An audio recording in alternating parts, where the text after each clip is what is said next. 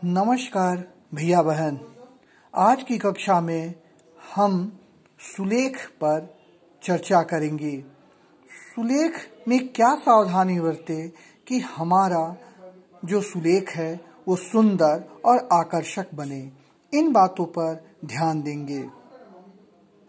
सुलेख लिखते समय जो महत्वपूर्ण बातें हैं कुछ, उस पर निश्चित रूप से हमेशा ध्यान देना चाहिए और हमें लिखना चाहिए। तभी जाकर हम सुलेख सुंदर और आकर्षक बना पाएंगे। सबसे पहले सुलेख लिखने में कुछ सावधानियों को जो बरतना है वो ये है कि दो अक्षर या दो शब्दों के बीच की जो दूरी है वो बराबर हो। जैसे आ, उसके बाद ई है, फिर बड़ी ई है, तो ये जो बीच की दूरी है ये समान होना चाहिए, यानी बराबर होना चाहिए। इससे देखने में भी सुंदर लगता है। साथ ही कोई भी अक्षर हो वो खड़ा, स्पष्ट और सुंदर बनाना चाहिए। गोल गोल अक्षर को बनाने का अभ्यास करना चाहिए, तभी जाकर हमारा सुलेख सुंदर और आकर्षक बनेगा। जैसे मान लीजिए कि हमने क लिखा। कोई भी अक्षर या शब्द लिखने के पहले हमें शिरोरेखा अवश्य देनी चाहिए। शिरोरेखा भी अक्षरों की सुंदरता को बनाता है और आकर्षक बनाता है।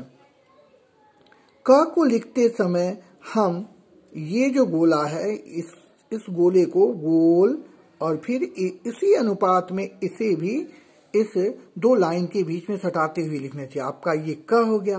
अब आप इसी क को ऐसे अगर लिखेंगे ऐसे, तो देखने में ये सुंदर नहीं लगता है। इसलिए ऐसा लिखने से हमें बचना चाहिए। बिना सिरो रेखा का भी अगर लिख दें ऐसे या तब भी देखने में अटपटा लगेगा। अगर आपकी अक्षर काफी खूबसूरत है, ठीक है, ऐसे आपने लिखा लेकिन आपने सिरो रेखा नहीं दिया, फिर भी ये देखने में अच्छा नहीं लगेगा। जिस प्रकार किसी व्यक्ति का सिर होता है उसी प्रकार हर अक्षर का सिरो रेखा होता है। अगर मनुष्य के पूरे शरीर से सिर को हटा दिया जाए तो वो कैसा दिखने में लगेगा। ठीक उसी प्रकार अक्षरों के सिरो रेखा की महत्ता को आप समझें और इसे देना नहीं भूलें। दूसरी जो हमें ध्यान देने वाली बात है वो है, जैसे मान लीजिए हमने ख लिखा। बहुत सारे भैया ख को इस प्रकार लिखते हैं। जैसे र को लिखा आपने ऐसे और फिर यहाँ लाइन खींचकर यहाँ लिख दिया। ये आपका ख नहीं है, ये सही नहीं है, गलत है। ख लिखते समय हमेशा र की जो रेखा है इसको ये इसमें सटाना चाहिए खड़ी रेखा में, और तब सिरो रेखा दीजिए। ये आपका ख हुआ। इस प्रकार छोटी छोटी बातों को ध्यान देना चाहिए। घ और घ में अंतर देखें। घ को हम जब भी लिखते हैं घड़ी का घ, तो इस तरह से लिखते हैं और इस पर सिरो रेखा दे दिए। ये आपका घ हो गया। और धनुष का ध लिखेंगे तो हमेशा इसे ऐसे करके ऐसे लिखिए। ये आपका धनुष का ध हो गया। तो ये सावधानी रखना चाहिए। छतरी का छ कुछ टेढ़ा शब्द है। इसे भी लिखते समय बहुत सारे भैया बहुत सारी गलतियां करते हैं। इसको लिखते समय हमेशा खड़ी रेखा को ऐसे डालें, फिर ऐसे करके गोल बनाते हुए नीचे गोल करके इसको पूंछ निकाल दे। ये आपका छतरी का छ हुआ। कहने का मतलब ये है कि आप जब भी शब्दों या अक्षरों को लिखें तो उनकी जो लिखने की शैली है उसको ध्यान में रखें और साथ ही उन्हें संतुलित आकार दें। अभी हमने आपके समक्ष क से लेकर ज्ञ तक और अ से लेके अह तक लिख दिया है।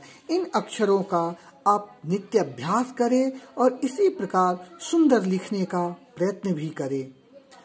हमेशा सुलेख लिखते समय यह ध्यान अवश्य दे कि हम सुलेख पेंसिल से लिखें। चाहे किसी भी कक्षा के भैया बहन हो, पेंसिल से लिखना ही सबसे उत्तम होता है। कारण अगर उसमें किसी प्रकार की त्रुटि होती है तो हम तुरंत इरेजर से मिटाकर उस अक्षर में सुधार कर लेते हैं। लेकिन जब कलम से लिखेंगे तो वो मिटाने या सुधारने की जरूरत ही नहीं पड़ेगी, उसे काटना पड़ेगा और बार बार काटने से आपका लिखा हुआ सुलेख गंदा और भद्दा दिखेगा।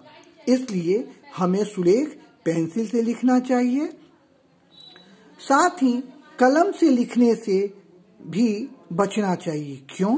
क्योंकि लीड कलम जो है इसमें व्यक्ति का अक्षर बैलेंस नहीं होता है, ये स्लिप करते हैं। जैसे हल्का सा आप घुमाएंगे ये ज्यादा स्लिप करते हैं। इसमें अक्षरों का सुंदर न बनने का डर भी बना रहता है। इसलिए इससे तो हमें लीड कलम से परहेज ही करना चाहिए। पुराने जमाने में आज से 40 वर्ष पहले या 30 वर्ष पहले जब बच्चे पढ़ते थे तो गुरुजी उन्हें कंडे की कलम से या पेंसिल से सुलेख लिखने का अभ्यास कराते थे, क्योंकि इन चीजों से लिखने से व्यक्ति का हाथ बैलेंस होता था, फिसलता नहीं था। ये तो बहुत समय पहले की बात है। हम आज के कालखंड में पेंसिल का ज्यादा सदुपयोग करेंगे सुलेख लिखने के क्रम में।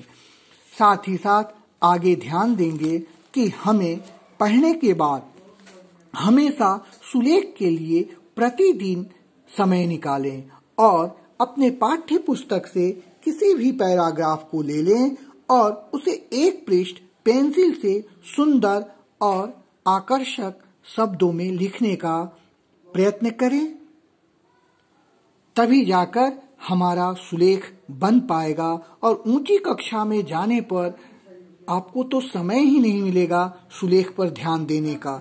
इसलिए अभी आप 5वीं कक्षा तक सुलेख पर ध्यान देंगे तो जीवन पर्यंत आपका सुलेख सुधर और बन जाएगा।